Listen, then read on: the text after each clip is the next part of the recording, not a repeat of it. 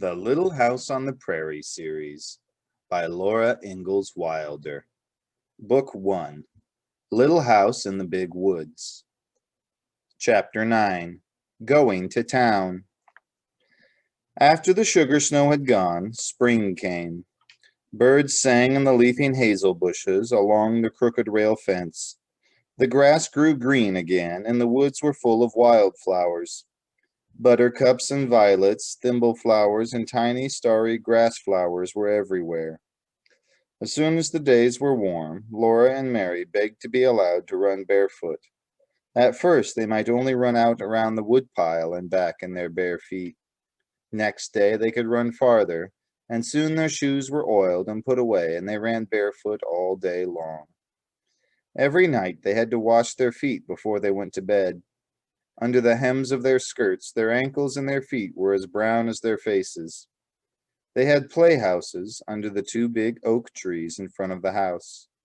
Mary's playhouse was under Mary's tree, and Laura's playhouse was under Laura's tree.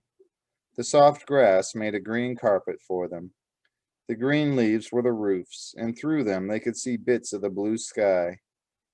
Pa made a swing of tough bark and hung it to a large, low branch of Laura's tree. It was her swing because it was in her tree, but she had to be unselfish and let Mary swing in it whenever she wanted to. Mary had a cracked saucer to play with, and Laura had a beautiful cup with only one big piece broken out of it. Charlotte and Nettie and the two little wooden men Pa had made lived in the playhouse with them. Every day they made fresh leaf hats for Charlotte and Nettie, and they made little leaf cups and saucers to set on their table. The table was a nice smooth rock. Sukey and Rosie, the cows, were turned loose in the woods now to eat the wild grass and the juicy new leaves. There were 2 little calves in the barnyard and 7 little pigs with the mother hog in the pig pen. In the clearing he had made last year, Pa was plowing around the stumps and putting in his crops.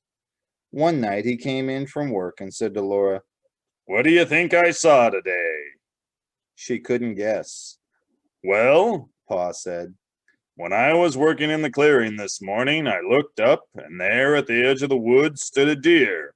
She was a doe, a mother deer, and you'll never guess what was with her."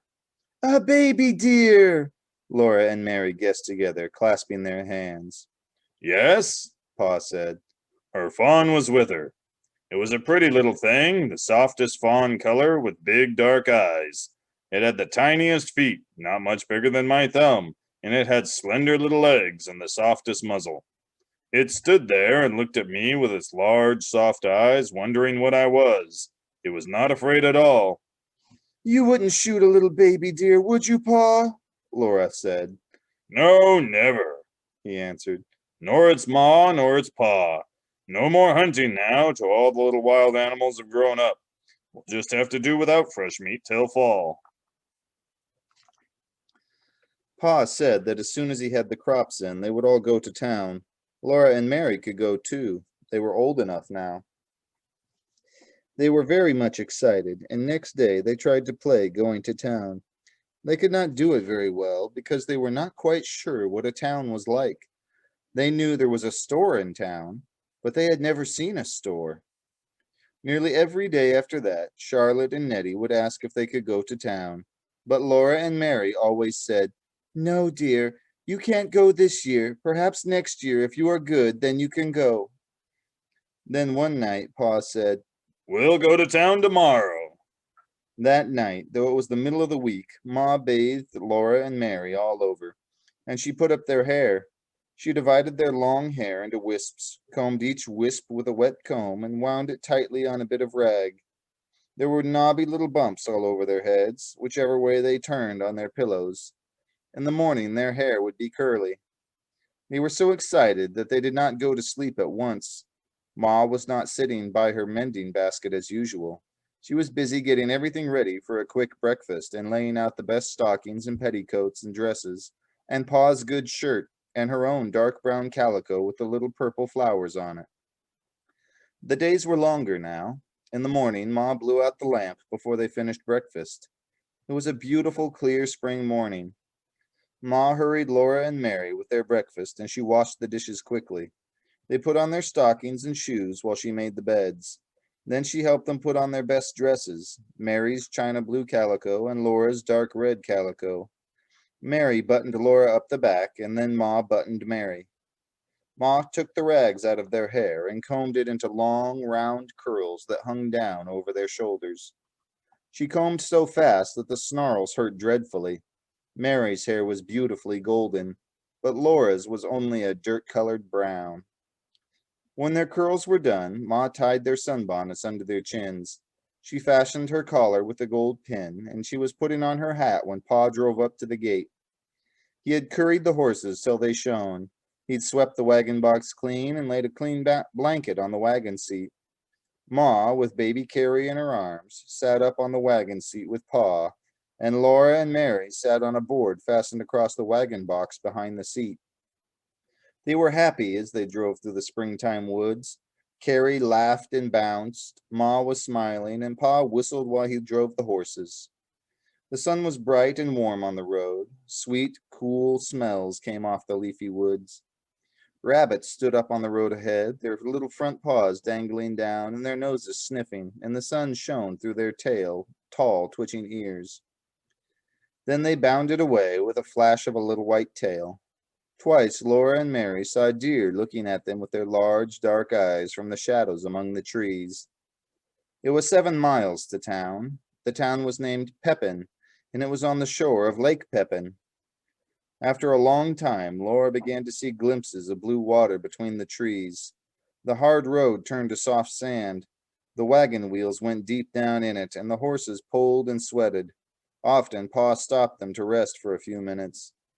Then all at once the road came out of the woods, and Laura saw the lake. It was as blue as the sky, and it went to the edge of the world. As far as she could see, there was nothing but flat blue water. Very far away, the sky and the water met, and there was a darker blue line. The sky was large overhead. Laura had never known that the sky was so big. There was so much empty space all around her that she felt small and frightened and glad that Pa and Ma were there. Suddenly, the sunshine was hot. The sun was almost overhead in the large, empty sky, and the cool woods stood back from the edge of the lake. Even the big woods seemed smaller under so much sky.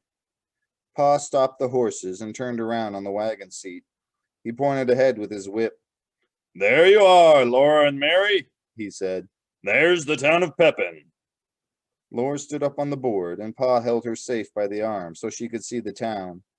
When she saw it, she could hardly breathe. She knew how Yankee Doodle felt when he could not see the town because there were so many houses. Right on the edge of the lake, there was one great big building. That was the store, Pa told her. It was not made of logs. It was made of wide gray boards running up and down. The sand spread all around it. Behind the store, there was a clearing, larger than Pa's clearing in the woods at home. Standing among the stumps, there were more houses than Laura could count. They were not made of logs either. They were made of boards like the store. Laura had never imagined so many houses, and they were so close together. Of course, they were much smaller than the store. One of them was made of new boards that had not had time to get gray. It was the yellow color of newly cut wood.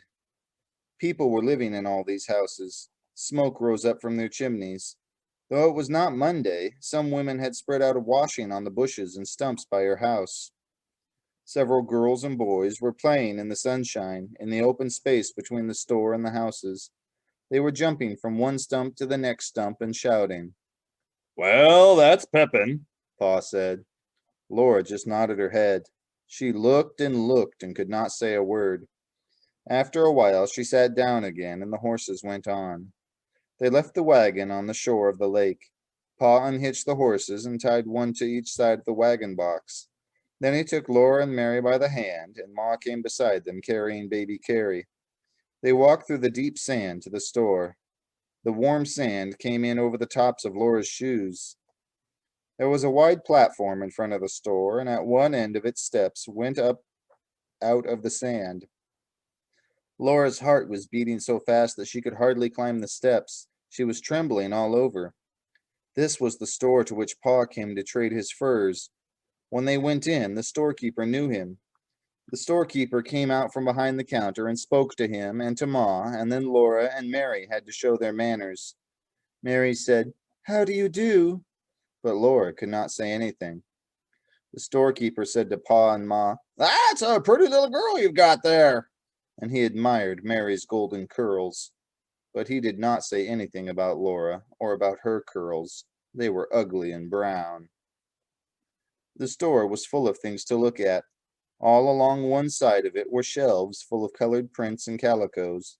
There were beautiful pinks and blues and reds and browns and purples.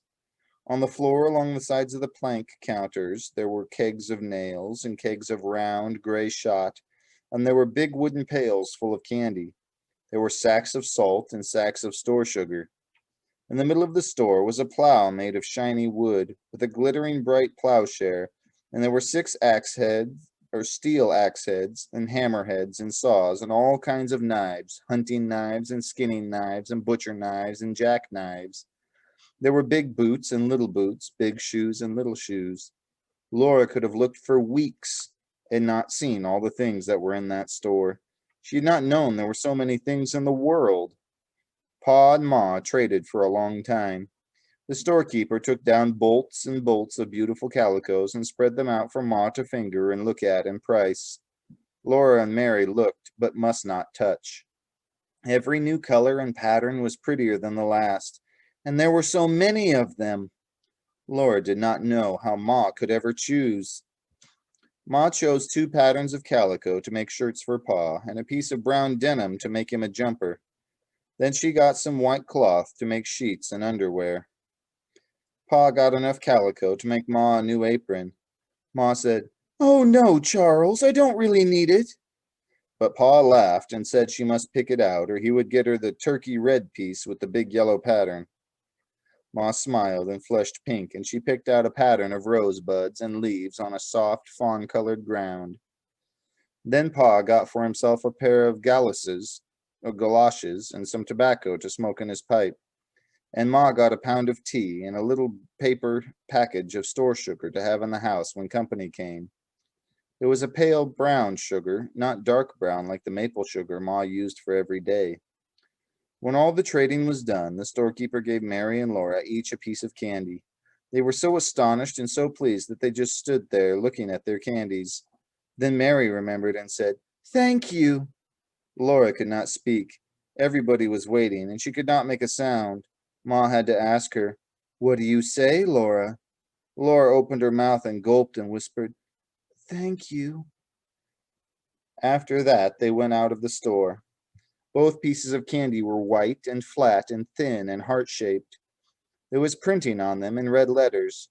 Ma read it for them. Mary's said, "Roses are red, violets are blue. Sugar is sweet, and so are you." Laura's only said, "Sweets to the sweet." The pieces of candy were exactly the same size. Laura's printing was larger than Mary's. They all went back through the sand to the wagon on the lake shore. Pa fed the horses. On the bottom of the wagon box, some oats he had brought for their dinner. Ma opened the picnic box. They all sat on the warm sand near the wagon and ate bread and butter and cheese, hard-boiled eggs and cookies. The waves of Lake Pepin curled up on the shore at their feet and slid back with the smallest hissing sound. After dinner, Pa went back to the store to talk a while with other men. Ma sat holding Carrie quietly until she went to sleep. But Laura and Mary ran along the lake shore, picking up pretty pebbles that had been pulled back and forth by the waves until they were polished smooth. There were no pebbles like that in the big woods.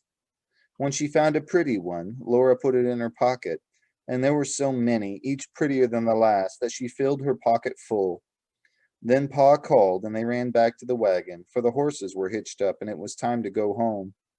Laura was so happy when she ran through the sand to Pa with all those beautiful pebbles in her pocket. But when Pa picked her up and tossed her into the wagon, a dreadful thing happened. The heavy pebbles tore her pocket right out of her dress. The pocket fell, and the pebbles rolled all over the bottom of the wagon box. Laura cried because she had torn her best dress. Ma gave Carrie to Pa and came quickly to look at the torn piece. Then she said it was all right. Stop crying, Laura, she said. I can fix it. She showed Laura that the dress was not torn at all, nor the pocket. The pocket was a little bag sewed into the seam of the dress skirt and hanging under it. Only the seams had ripped. Ma could sew the pocket in again as good as new. Pick up the pretty pebbles, Laura, Ma said, and another time don't be so greedy. So Laura gathered up the pebbles, put them in the pocket, and carried the pocket in her lap. She did not mind very much when Pa laughed at her for being such a greedy little girl, but she took more than she could carry away. Nothing like that ever happened to Mary. Mary was a good little girl who always kept her dress clean and neat and minded her manners. Mary had lovely golden curls, and her candy heart had a poem on it. Mary looked very good and sweet, unrumpled and clean, sitting on the board beside Laura. Laura did not think it was fair. But it had been a wonderful day, the most wonderful day in her whole life. She thought about the beautiful lake and the town she had seen and the big store full of so many things. She held the pebbles carefully in her lap and her candy heart wrapped carefully in her handkerchief until she got home and could put it away to keep always. It was too pretty to eat. The wagon jolted along on the homeward road through the big woods. The sun set and the woods grew darker, but before the last of the twilight was gone, the moon rose, and they were safe because Pa had his gun. The soft moonlight came down through the treetops and made patches of light and shade on the road ahead. The boys' hoofs made a cheerful clippity-clop. Laura and Mary did not say anything because they were very tired, and Ma sat silently holding baby Carrie, sleeping in her arms. But Pa sang softly, Mid pleasures and palaces, though we may roam, be it ever so humble, there's no place like home.